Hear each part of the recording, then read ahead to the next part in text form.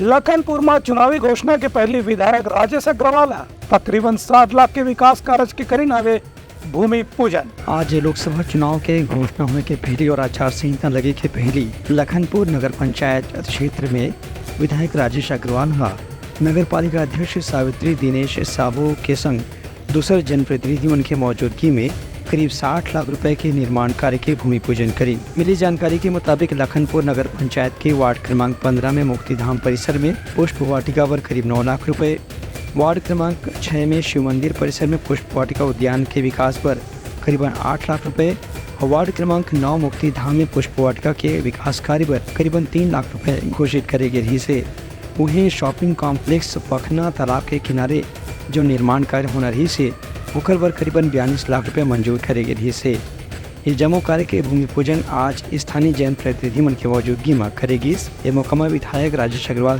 कही कि स्थानीय जनता की जरूरत और मांग के मुताबिक आगे भी विकास कार्य जारी रखे जाए। पुष्प वाटिका वो शिव मंदिर मुक्तिधाम दोनों मुक्तिधामों एवं मेन रोड में 28 दुकानों का आज भूमि पूजन था। निश्चित रूप से वाटिका बनने से हमारे शहर के लोगों को एक आकर्षण का केंद्र रहेगा, घूमने की जगह रहेगी।